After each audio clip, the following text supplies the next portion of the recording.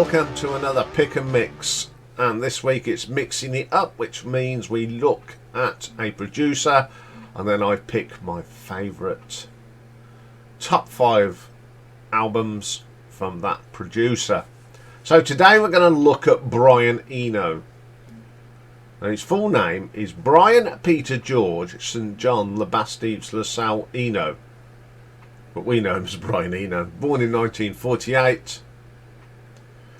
Musician, started with Roxy Music, produced at lots of bands, played on lots of stuff. He was inducted into the Rock and Roll of Fame in 2019 as a member of Roxy Music. So today we're just going to concentrate on albums that he produced.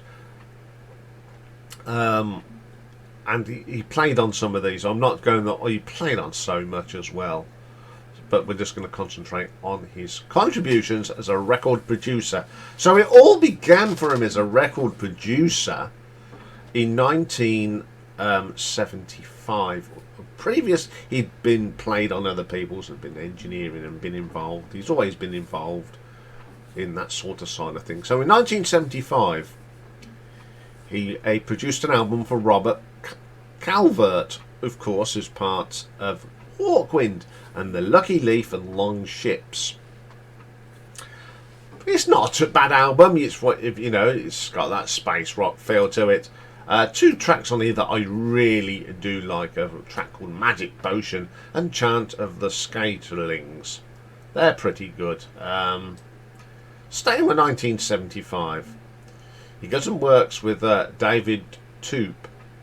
Now, we all know David Toop as a member of the Flying Lizards, and then another musician called Max Easterly. He was more of a visual and sound artist, and they put out an album called New and Rediscovered Musical Instruments. It's very weird. That's all I can say about it. But there is one track on there that isn't too bad, and that's called Do the Bathysphere.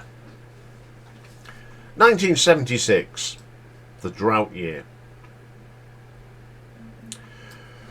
He does an album with Iain Steele, who was a clarinet and saxophone player, and John Milton Cage. And the album is called Voices Instruments. Now, John Cage is an American composer. To be quite honest, it's pretty drab. There's nothing on there that really floats my boat. I did have a listen to it briefly, and it was very briefly. Okay then, let's move on to 1977, shall we? And the first album we produced in 1977 was the debut album for Ultravox, called Ultravox. Some good tracks on here. We got Life at Rainbow's End, and in brackets, For All the Taxiles on Main Street. The Wild, the Beautiful and Damned. 2 great tracks off a very good debut album, Ultravox. 1978, for the first time he works with Talking Heads on the More Songs About Buildings and Food. Thank You for Sending and Stay Hungry are the outstanding tracks on there. Then he produces this compilation album called No New York. Then he goes and works with Harold Budd, who's an American composer and poet, on an album called The Pavilion of Dreams of Harold Budd. Yeah, not my cup of tea. Not very good. Then he goes and works with Devo, where everyone knows about Devo, on the question, are we not men? And the answer, we are Devo. Praying Hands and is a pretty good track on, and then there's a very crap version of I Can't Get No Satisfaction by the Stones on it. But it's a pretty interesting album. 1979, he's back working with Talking Heads on The Fear of Music. What a good album this is. Then it's Mind and Life During Wartime, which is an absolutely brilliant track. Then he goes and works on an album called Ambient 3, Day of Radiance by Lajari. Now, he's an American multi-instrumentalist on pianos and zithers and marimbas. Hard to pick a great track on here because they're all really chilled. The zither is an interesting instrument. It's got that zing. It's not a bad album. I really enjoyed listening to that. 1980, he's back with Talking Heads and on the brilliant Remaining Light. Got one of my favourite tracks by the band on it, Once in a Lifetime. Cross-Eyed and Painless, two outstanding tracks.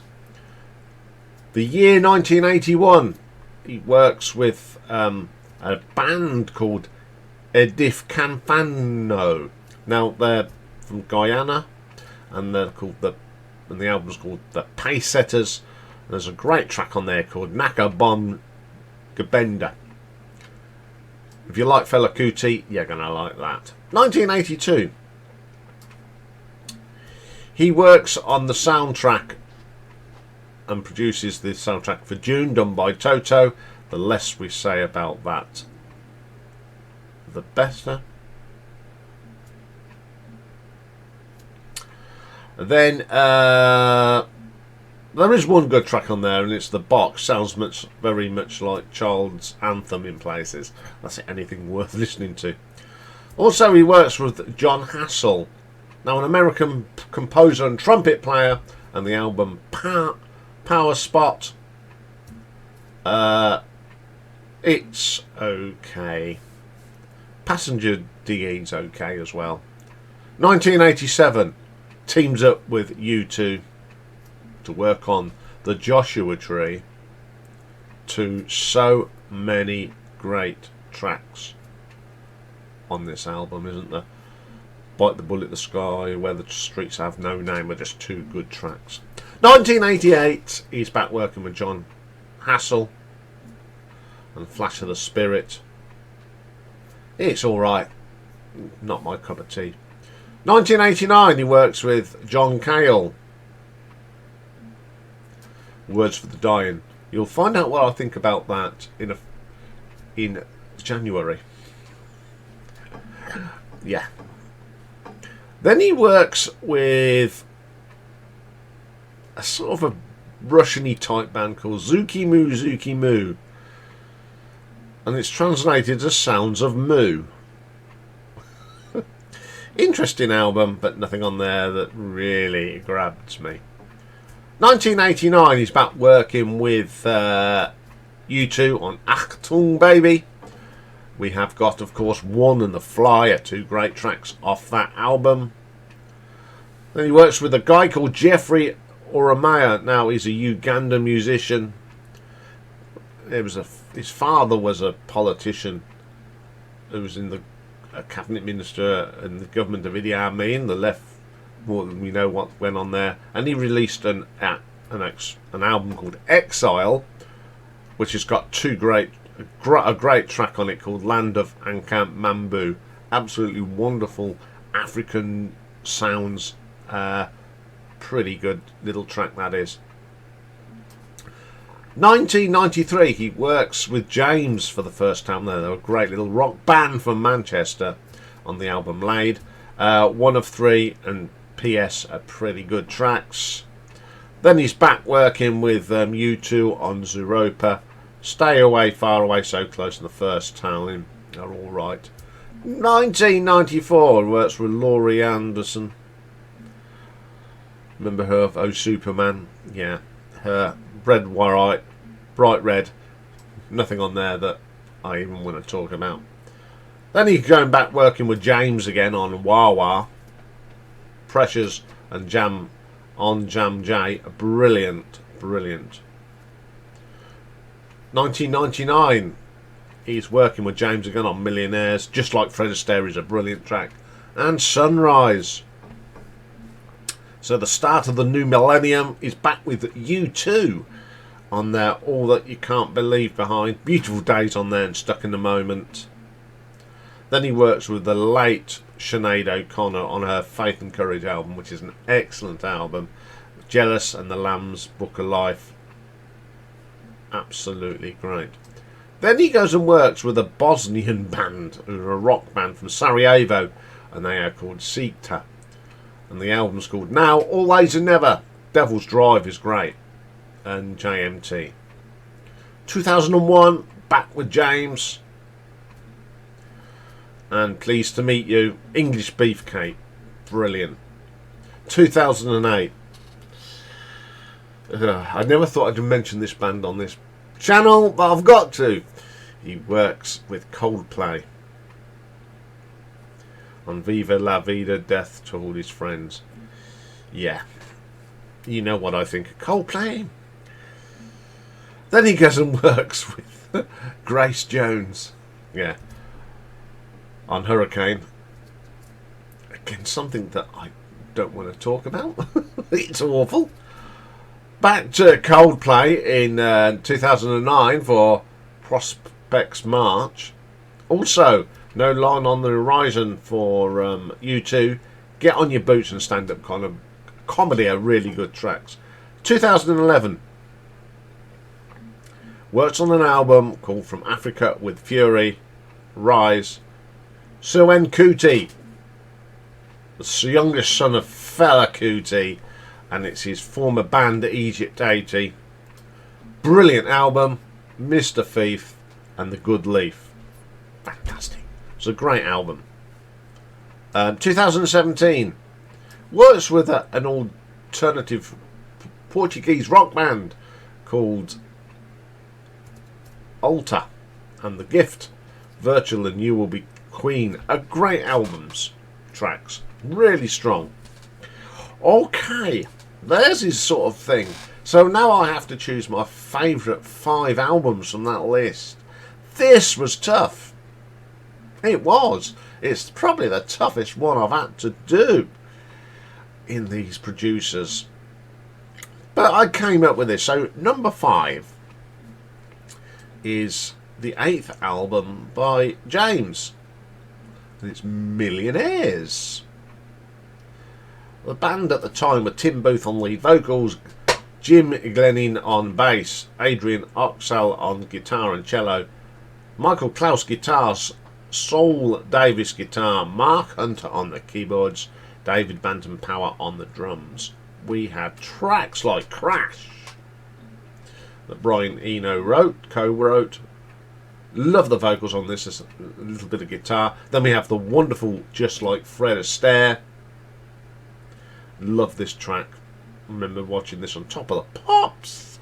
I Know What I'm Here For. Very quirky. Again, Brian Eno wrote a lot of these songs as well. Some nice little keyboards. Shooting Off My Mouth. It's alright. Then we get We're Going to Miss You. Strangers. Hello. Afro Lover. Surprise. Which is my favourite track on this album. It's just got some great guitar work. Dumb Jam. Someone's Got It In For Me. And Vivacious. Definitely the best album that he produced for James, this one. Okay, coming in at number 4 is the eponymous debut album from Ultravox. So it's Warren, at the time it was Warren Cann, Chris Cross, Billy Currie and John Fox. Out tracks on here we've got Saturday Night in the City of the Dead. Great rocker. Nice harmonica. Life's at the Rainbow. My favourite track on here. Slip Away, a great little track from Billy Currie. I Want to Be a Machine. Some great post-punk stuff on here. Wide Boys, great little rocker. Dangerous Rhythm, bit yuck. The Lonely Hunter, it's okay. The Wild and the Beautiful and the Damned. It's got a violin solo on there that is just to die for, from Billy Currie. And then we get My Sex, which is a load of old tosh. Okay, coming in at number 3 from 2011. It's from Africa, from Suwen Kuti. African Soldier. Just Like Dad. Brilliant. You think it is Fela. That Egypt 80 sounds there. It's got some nice guitar. It's funky. It's just what you'll want. You Can Run. When he's singing, he just sounds like Fela. Absolutely, I love that track. Mr. Big Thief, really funky. It's got the typical sort of that sound. You've got Suan doing a little bit, then the girls come in. It's just like listening to Fella. Absolutely terrific. Rise, you got a little bit of funk, jazz, soul, reggae, all thrown in. Slave Masters, another excellent track. For Demi, funky guitar on here, absolute killer. The Good Leaf sounds so much like Fella, it's unbelievable. Talk about father like son. This album is brilliant. Go and check that one out. Okay, my number 2 album is the brilliant Remain in the Light from Talking Heads, released in 1980. David Bryan, Jerry Harrison, Tina Weymouth, Chris Frantz, and of course on here Brian Eno plays as well as producing. He plays keyboards and guitars, bass, percussion, backing vocal. We've got Adrian Bello on guitar, Robert Palmer's on here doing some percussion, Jose Rossi on percussion, John Hassell, who Brian Eno of course produced, and Nora Hendricks on backing vocals. Born Under the Punches, the heat goes on, really funky guitar on this, great vocal from David. Cross-Eyed and Painless, one of my favourite tracks on this album, killer track. Then we get The Great Curve, that Latino track, really good. Once in the Lifetime, absolute classic. Houses in Motion, very interesting track. I love the melody, I love the spoken word on this that's delivered by David. Seen and Not Seen, changing time of music, they captured it. Listening, Wind, reggae sort of track, I like that. The Overload, very atmospheric, like this one. Great track to end the album, fantastic album. But my number 1 album produced by Brian Eno is the 5th album from 1987 by U2, The Joshua Tree. Opens up with that wonderful Where Streets Have No Name, into the soulful, gospel-y, I've still not found what I'm looking for, the sultry With or Without You. Then we get my favourite track on here, one of my favourite tracks by U2, Bite the Bullet, killer guitar work by The Edge. Running to Stand Still, I just love this song, the guitar work is just super on it. We have Red Hill Mining Town, solid track, In God's Country, wonderful. Trip Through the Wires, the drumming from Larry is great on here. One Tree Hill, Fancy Exit, very atmospheric. Larry's drumming is good. Mothers of the Disappeared, another moving track, Bono's best vocal on the album. One of the best albums of the 80s. Great production from Brian on this. Everything was perfect on this album, and it still remains my favourite U2 album of all time. So there we go. A bit of Brian Eno. Fantastic musician. He's just a good old egg, isn't he? He's a great producer. He was very experimental. That's what I like about him. Okay, that's all for this edition. We have got one next week. It's a top 10. I think it's is it UK? I think it's the UK. So that's next week. Just to say that we've got the live stream tonight at 8 PM UK time, 12 noon Pacific, and 3 PM on Eastern. And then we're back tomorrow. Our live album ranking is one of the best Southern Rock live outfits, and it's the brilliant Molly Hatchet.